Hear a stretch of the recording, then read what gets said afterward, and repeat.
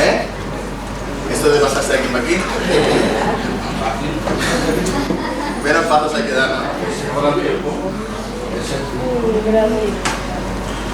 Amén. Yo cada vez que el pastor me dice que comparta, igual a vosotros os pasa, pero yo es que lo paso muy mal decidiendo qué compartir. Y es que lo que me es muy difícil es definir qué quiero compartir, de qué pasaje quiero hablar. Y con los jóvenes lo tenemos un poco más fácil.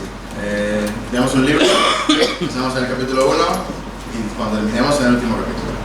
De hecho, enhorabuena a los jóvenes que luego de 2 años hemos terminado el libro de Efesios.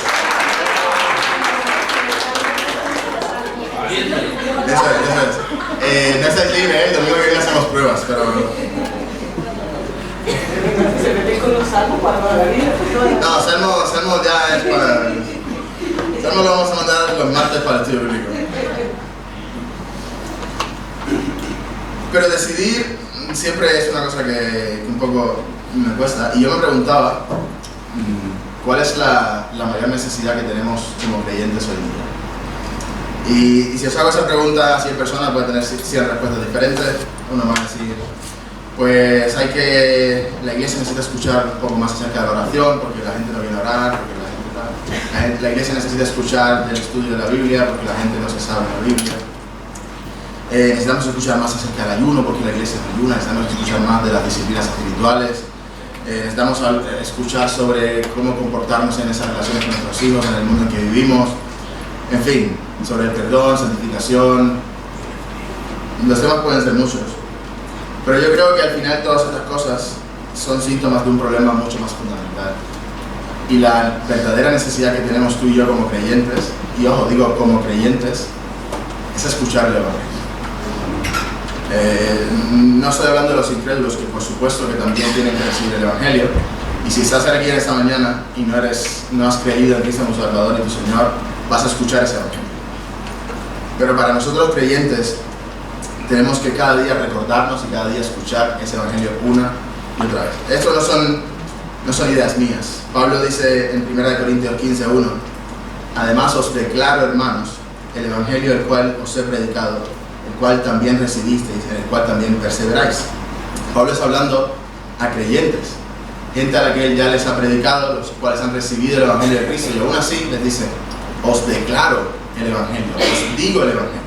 En otras traducciones lo que dice es: os recuerdo el Evangelio, porque nosotros como creyentes necesitamos recordar ese Evangelio. Quizás Martín Lutero lo decía mejor cuando decía: necesitamos escuchar el Evangelio cada día, y es que cada día lo olvidamos. Cada día necesitamos limpiar nuestro corazón y acercarnos al Señor. Y es por eso que esta mañana, y quizás por las canciones que hemos cantado, os lleváis una pista, vamos a hablar de nada más y nada menos que el sacrificio de Cristo por nosotros. Y por qué no, vamos a hacerlo desde el libro de Efesios, como un poco homenaje. El libro de Efesios es una de las cartas que Pablo escribió desde la prisión, y solo sabemos en Efesios 3:13 dice: por lo cual ruego que no desmayéis a causa de mis tribulaciones. Luego en Efesios 6 dice: por el cual soy embajador en cadenas. Pablo está escribiendo desde la cárcel. Es un libro, es una carta que los teólogos creen que no fue específicamente escrita solo para la iglesia de Éfeso, sino que como estas cartas eran cíclicas, o sea que había que rotarlas por las iglesias para que todos escucharan. Pero el enfoque principal o la dedicatoria principal es a los Efesios. Y es un libro que es bastante simétrico en cierto sentido, que tiene 6 capítulos, y esos 6 capítulos los dividimos en 2 partes: 1, 2 y 3. Pablo habla mucho acerca, tiene un discurso mucho más intelectual, tiene un discurso mucho más doctrinal, y luego 4, 5 y 6 Pablo habla mucho de cómo llevar a la práctica esa doctrina. Entonces podemos dividirlo un poco en teoría y práctica, lo que debemos creer como creyentes y cómo vivimos nuestra vida. Y es en esta primera porción de lo que tenemos que creer tú y yo como creyentes, en el que nos vamos a centrar en esta mañana, específicamente en el capítulo 2 del libro de Efesios. Y quiero invitaros a que vayamos al capítulo 2 del libro de Efesios, empezando del versículo 11 hasta el versículo 19. Y os voy a pedir que si lo tenéis en vuestras Biblias o si lo leéis en la pantalla, nos pongamos de pie para leer la palabra del Señor.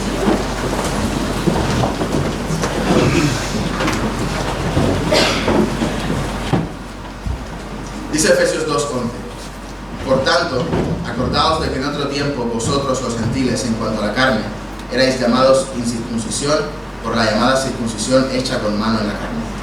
En aquel tiempo estabais sin Cristo, alejados de la ciudadanía de Israel y ajenos a los pactos de la promesa, sin esperanza y sin Dios en el mundo. Pero ahora, en Cristo Jesús, vosotros que en otro tiempo estabais lejos, habéis sido hechos cercanos por la sangre de Cristo. Porque Él es nuestra paz, que de ambos pueblos hizo uno, derribando la pared intermedia de separación, aboliendo en su carne las enemistades, la ley de los mandamientos expresados en ordenanzas, para crear en sí mismo de los dos un solo y nuevo hombre, haciendo la paz. Y mediante la cruz, reconciliar con Dios a ambos en un solo cuerpo, matando en ellas las enemistades.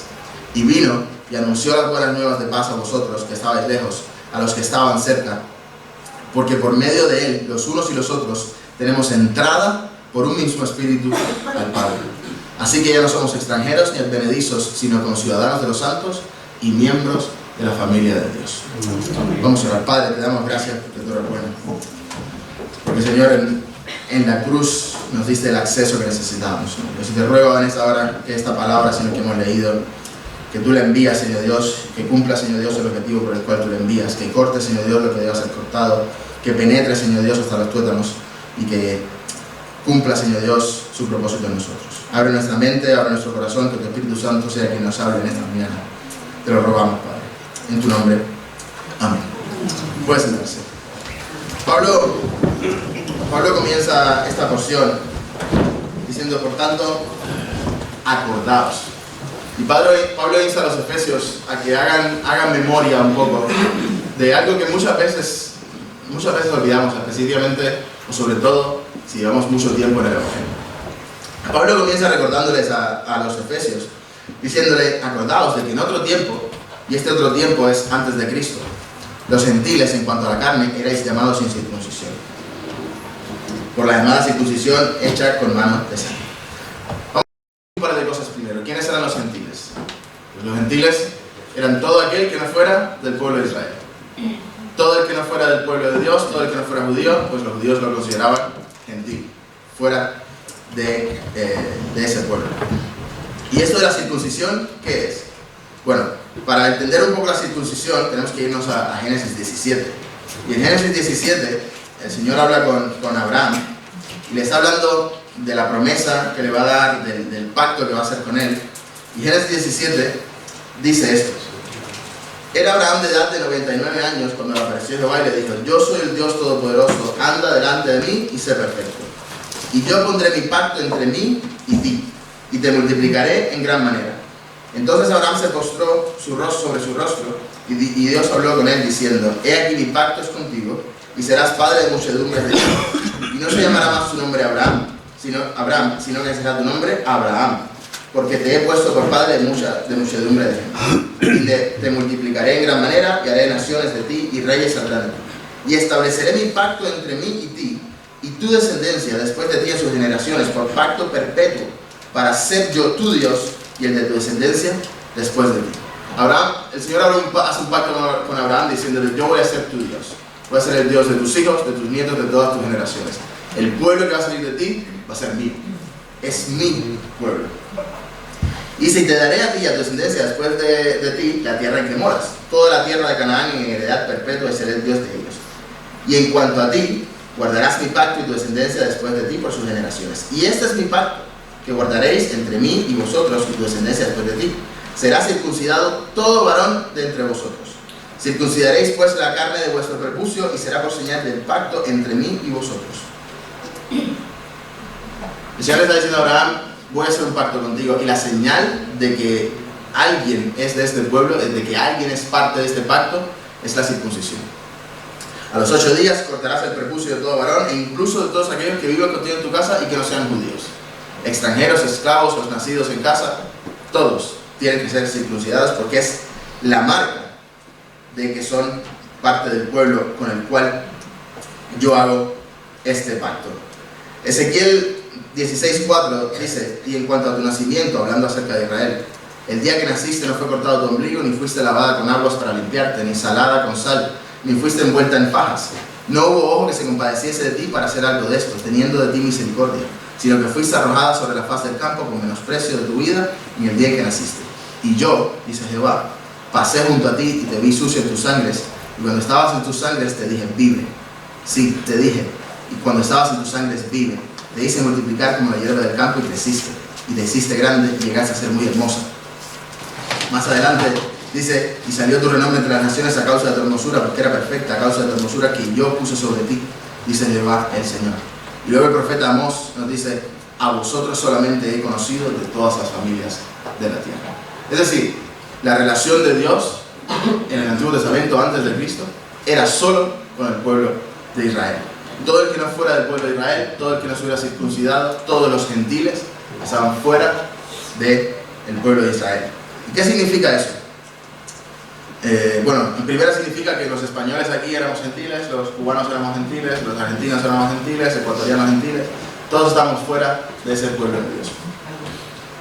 Y digamos, bueno, a mí que me interesa ser parte del pueblo de Dios, ellos eran un pueblo y yo soy un pueblo.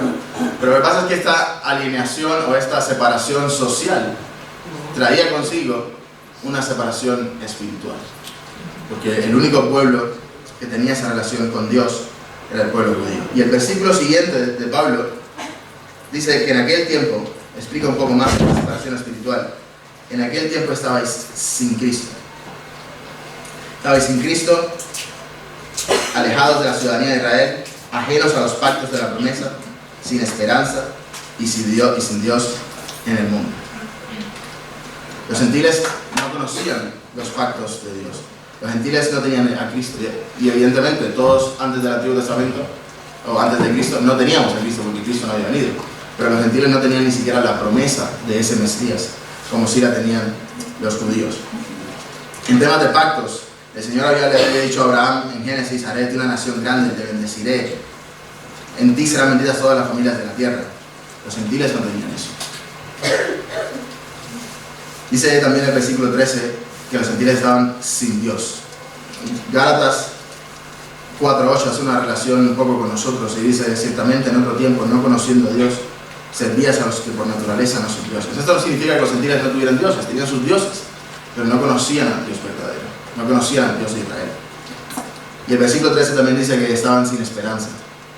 Job 7:6 nos dice: para el hombre separado de Dios no hay esperanza. En otras palabras, Pablo se le está diciendo a los gentiles que antes de Cristo estaban fuera del pueblo de Dios, no tenían pactos de parte de Dios a los cuales agarrarse, no tenían promesas de un Salvador, no conocían al Dios verdadero, no tenían un fin, un futuro, una esperanza, como si era el pueblo de Israel. Y Pablo les dice a los gentiles, creyentes ya, recuerda lo que eras antes de Cristo. Y cuando nosotros tenemos que no solo recordar, sino también entender, es que tú y yo, hace 1 año, 2 años, o cuando te hayas convertido, estabas también fuera del pueblo de Dios. Estabas sin esperanza, estabas sin pacto, estabas sin propósito, sin un fin. No teníamos a Dios, no teníamos esperanza, no teníamos a Cristo. Vivíamos completamente ajenos del plan de Dios, no solo de su plan de salvación y de justificación, sino también de su plan de glorificación. En otras palabras, cuando nuestra esperanza era el morir, ya está, se acabó. Hay una... me llama mucho la atención porque cuando estamos mucho tiempo en una situación, es muy fácil olvidar otra situación en la que estábamos. Pongo el ejemplo. Ahora que ha venido mi hermano de Cuba, tiene muchas cosas de Cuba frescas. Y yo a veces le digo, no, pero es que eso no es así. Y tardo un segundo en darme cuenta, es que eso no es así por como yo pienso ahora, pero no como pensaba hace 5 años. Y muy fácilmente olvidamos dónde estábamos antes, y cómo vivíamos antes, y cómo nos comportábamos antes. Y lo que pasa es que cuando comenzamos a olvidar dónde estábamos antes, en nuestro caso, a veces decimos, bueno, ya, pero es que yo tampoco tenía antes de convertirme en una situación tampoco tan mala. Mi historia no era tan drástica. Yo no era un pervertido, ladrón, asesino, borracho, cocainómano. Yo era una gente buena, pero luego me convertí al Señor y ahora soy mejor. Ya está. A veces pensamos y olvidamos o creemos que esa situación anterior no era tan mala. Pero, y por eso tendemos a veces a olvidar lo que Dios ha hecho por nosotros. Olvidamos a veces el lugar de donde nos sacó Dios. Pero aquí es donde entra el libro de Efesios. Antes Pablo dice, acuérdate de que en otros tiempos tú andabas por la corriente del mundo. Y Cristo, y aquí viene el Evangelio, no mostró su gracia para contigo en que tú siendo cocainómano, siendo ladrón, siendo adicto, no, en que tú siendo pecador. Eras pecador y punto. Efesios describe nuestra condición espiritual como muertos en nuestro pecado. Nos era imposible acercarnos a Dios. A los que estábamos lejos, dice el siguiente versículo, pero ahora en Cristo, esa situación cambia. Dice que a los que estábamos lejos se nos ha invitado a entrar, se nos ha hecho cercano, y es solamente por una razón. La única razón por la cual podemos acercarnos al trono de Dios hoy y dejamos de ser gentiles y dejamos de estar separados del pueblo de Dios es por el Evangelio de Cristo. Efesios 2 dice, pero Dios, que es rico en misericordia, por su gran amor con que nos amó. Y esto es el Evangelio. Si no te acuerdas de nada más de lo que digo, porque igual digo un montón de cosas, acuérdate solo de esto. Pero Dios, que es rico en misericordia, por su gran amor con que nos amó, aún estando nosotros muertos en pecados, nos dio vida juntamente con Cristo. Amén. Mira, Dios no te dice, vale, cuando dejes la adicción, vente y te salvamos.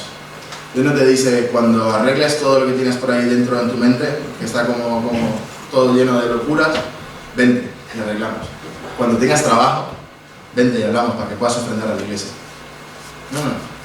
El Señor dice que aún cuando nosotros estamos muertos en nuestros pecados, muertos, nos era imposible acercarnos a Dios. Éramos gentiles, separados totalmente de ese pacto, separados totalmente de la esperanza de Cristo, imposible entrar. El gentil no podía entrar a la presencia de Dios por sí mismo. Pero dice que nosotros en Cristo, en ese sacrificio de Cristo, hemos tenido entrada. Cristo, Pablo continúa explicando, Cristo derrumbó la separación que había entre el pueblo de Dios y los que no éramos de ese pueblo. Pablo hace una alusión al templo de Israel. El templo de Israel, quizás muchos sabéis, estaba dividido en varias secciones, tenía varios atrios, varios patios. Los dos más importantes de los que conocemos mayormente eran el lugar santo y el lugar santísimo. El templo estaba diseñado para que a medida que se acercara más al lugar santísimo, el acceso fuera mucho más restringido. El lugar santo podía entrar los sacerdotes, pero el lugar santísimo, solo el sumo sacerdote. Solo podía entrar el sumo sacerdote, luego seguir ciertos procedimientos, atado con una cuerda por si moría, nadie podía ir a buscarlo porque moría también, entonces se iban acumulando los cadáveres allá adentro, había que sacarlo, y a medida que se acercaba a ese lugar más importante del templo, el acceso era mucho más restringido. Uno de esos atrios más externos era el atrio de los gentiles. Era el atrio de que los gentiles, si querían acercarse a Dios, podían ir allí a buscar, a adorar, a acercarse de alguna manera. Esa limitación de los gentiles, que solo podían estar en ese atrio, era una limitación que se tomaba muy en serio. O sea, los gentiles no podían pasar de ahí. Si pillaban a un gentil en un atrio que no fuera el atrio de los gentiles, podía haber muchas consecuencias. Historiadores dicen que en la separación entre un atrio y otro había un cartel que decía: ningún gentil puede pasar por la barricada que rodea el santuario. El que sea sorprendido en tal acto será culpable de su propia muerte en consecuencia. La Biblia incluso nos da ejemplos de que esto se lo tomaban muy en serio. Si nos vamos al libro de Hechos 21, versículos 27 al 29, nos cuenta lo siguiente. Dice: pero cuando estaban para cumplirse los 7 días, unos judíos de Asia, al verle en el templo, alborotaron a toda la multitud y le echaron mano. hablando del arresto de Pablo en el templo, dando voces diciendo: varones israelitas, ayudad, ese es el hombre que por todas partes enseña a todos contra el pueblo, contra la ley y contra este lugar. Y además de esto, han metido a griegos en el templo y han profanado este santo lugar. Los gentiles tenían que estar ahí en su patiecito. No podían acercarse más a la presencia de Dios. Pero Pablo nos dice en Efesios: Él derribó la pared intermedia de separación. La pared que nos separaba a nosotros del pueblo de Dios, la pared que nos separaba a nosotros de la promesa de Dios, la pared que nos separaba a nosotros del pacto con Dios, el sacrificio de Cristo la derrumbó. En Jesús esa pared que dividía a los judíos y a los gentiles queda derribada y lleva sobre sí mismo las enemistades para en sí mismo hacer del pueblo judío y del pueblo gentil un nuevo hombre. Y la palabra que usa aquí Pablo es la palabra kainos. No significa voy a hacer una canción nueva y voy a coger un verso de esta, un verso del otro, un verso del otro y voy a hacer algo nuevo. No, la palabra aquí significa nuevo en clase y nuevo en calidad, algo nunca antes visto. A través del sacrificio de Cristo, Cristo abole nacionalidades, Cristo abole etnias, Cristo abole procedencias y dice: solo hay una diferencia. O eres de Cristo o no eres de Cristo. Cristo crea un nuevo hombre en el cual todos tenemos acceso a ese pacto con Dios. En la cruz, todo hombre activo, toda preconcepción anterior al Evangelio muere y se crea un hombre nuevo, no un hombre reparado, no un hombre enmendado, sino un hombre totalmente diferente, un pueblo nuevo para el Señor. Qué bueno. Qué bueno. Porque si no, hoy no estuviéramos aquí, hoy no tuviéramos a nuestro Salvador, quizás sí, no lo sabemos.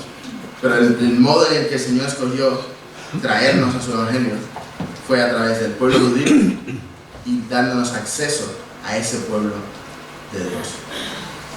Pero el sacrificio de Cristo no solo rompe la pared que dividía a los judíos y los gentiles, sino que Pablo sigue diciendo que mediante la cruz Cristo busca reunificar, hacer otra reunificación, derribar otra pared.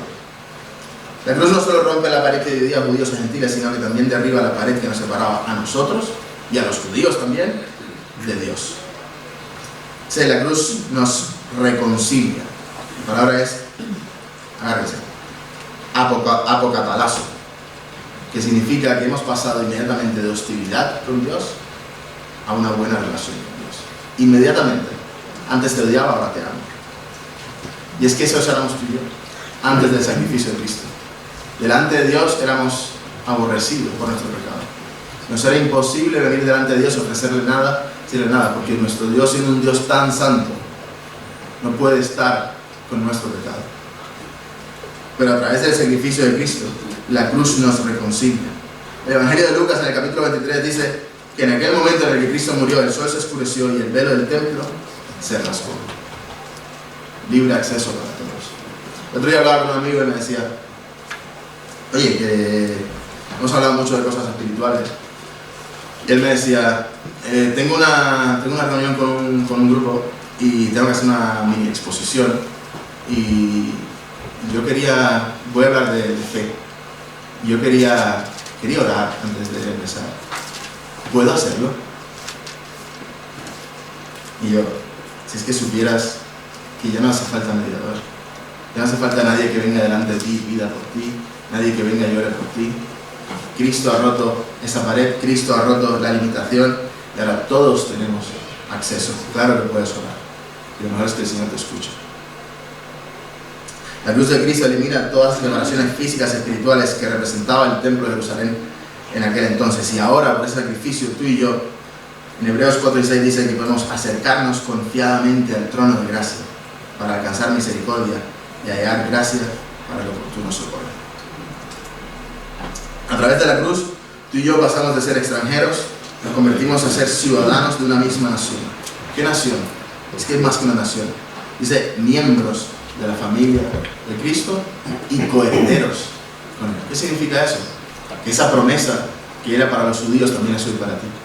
Efesios dice que cuando nosotros recibimos el Evangelio de Cristo somos sellados con el Espíritu Santo y tenemos una herencia. No se te suban las cosas para la cabeza, que nadie te va a dejar 3 millones de euros ni 4 millones de euros. Te van a dejar algo mucho mejor que eso. Dice Cristo que Él ha ido a preparar morada para ti. Nuestra herencia es que el día cuando ese día llegue, vamos a tener en el libro de la vida nuestro nombre escrito. Pero solo si hemos creído en el sacrificio de Cristo. Cristo ha derrumbado la pared que nos dividía. Cristo ha roto el velo. Pero hay que pasar al lugar santísimo. Si te quedas en el atrio, nunca te acercas a la presencia de Dios. Cada día Pablo le está diciendo a los efesios: acuérdate de que en otro tiempo, antes de Cristo, tu condición era esta. Tu condición era apartado de la promesa, era apartado del beneficio de Cristo, era apartado del pacto que tengo con mi pueblo, sin un fin, sin conocer al Dios verdadero. Pero gracias a Cristo, tú y yo también, hoy conocemos a Cristo. Hoy tenemos un Salvador, hoy tenemos una esperanza. Y lo que pasa es que cuando nosotros olvidamos, cuando pasas mucho tiempo de una manera y olvidas donde estabas antes, comienzas a vivir de una manera diferente. O vives dando las cosas por sentado. Y yo creo que en esta mañana el Señor nos está recordando, nos está llevando a que recordemos y entendamos dónde estábamos antes. No me malinterpretes. No quiero que revivas tu pecado. No quiero que vivas, es que yo era esto y eso. No.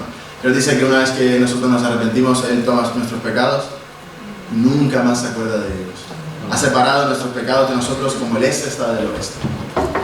El Señor no quiere que tú revivas tu pecado, pero quiere que recuerdes el cambio al donde Él te ha traído. Que recuerdes lo que Él ha hecho por ti. Que recuerdes cuánto Él ha dado por ti. Porque cuando entendemos y cuando recordamos todo lo que el Señor ha hecho por nosotros, cuando entendemos y recordamos el sacrificio de Cristo cada día, porque lo necesitamos cada día, comenzamos a vivir de una manera diferente. Cuando comenzamos a recordar, empezamos a vivir una vida de agradecimiento a nuestro Señor. Cada día es un acto de gracia a nuestro Señor por lo que ha hecho por nosotros.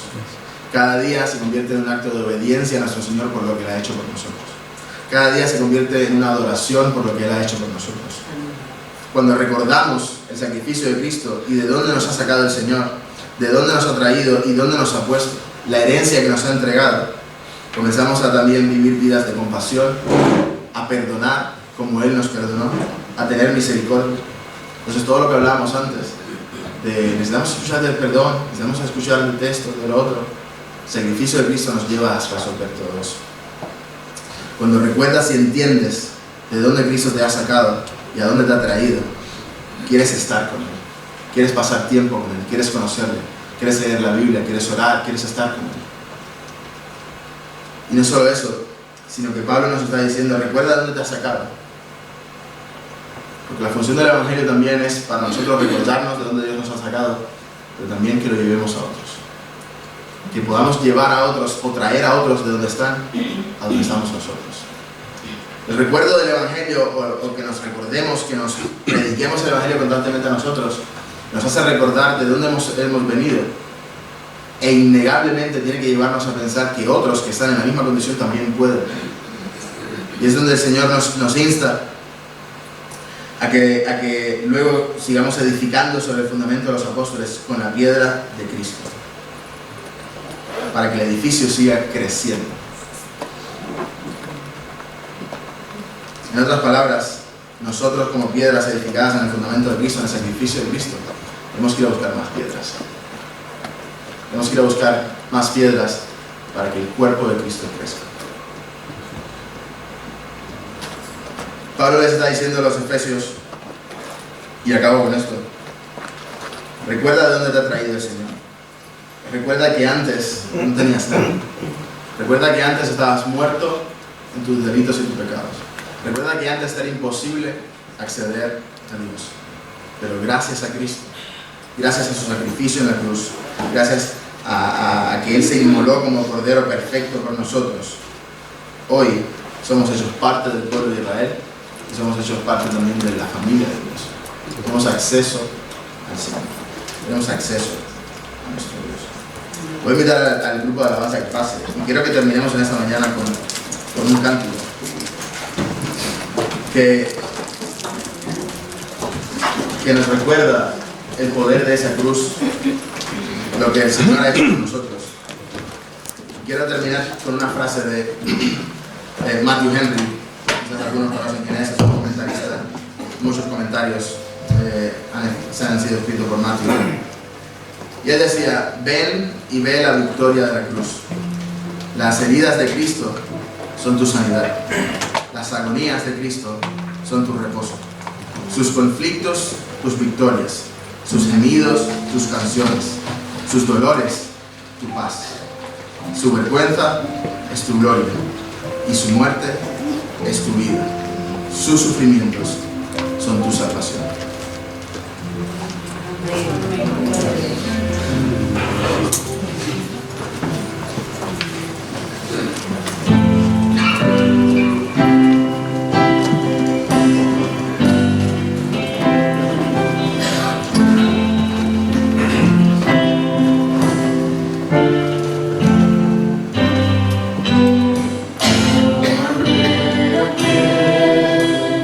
Never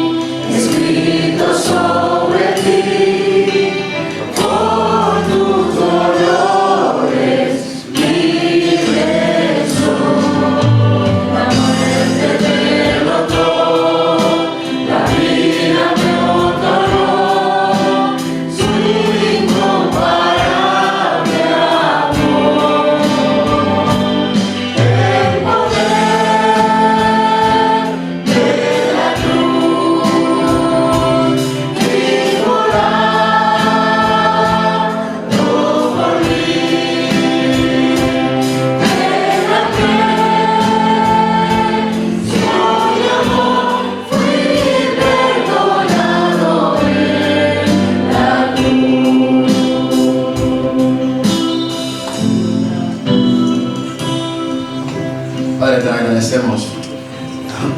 Porque sin nosotros merecerlo, Señor Dios, sin tener nada en nosotros que ofrecer, tú en tu gran amor con el que nos amamos, Señor Dios, aún siendo nosotros pecadores, Cristo murió por nosotros.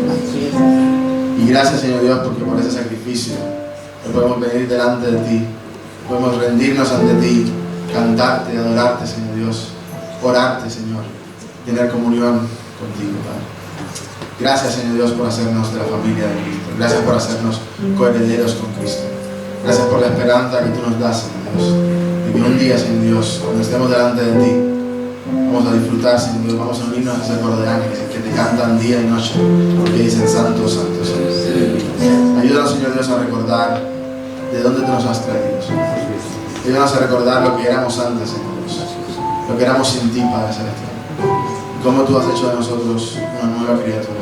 Y ayúdanos, Señor Dios, a vivir una vida que te agrade, que te obedezca, que te gratifique, Señor Dios, porque tú lo has hecho con nosotros, y que también traigamos a otros delante de ti, para que puedan, Señor, ser restaurados, ser cambiados y disfrutar, Señor Dios, de la herencia que tenemos en ti. Te bendecimos y te exaltamos y te damos gracias por este tiempo. Te rogamos ahora que tu bendición vaya con nosotros a nuestros hogares durante la semana, Señor Dios, Padre, pero que nunca tu presencia sea parte de nosotros. Te damos gracias y te bendecimos. Te damos la gloria hoy y siempre. Amén. Amén.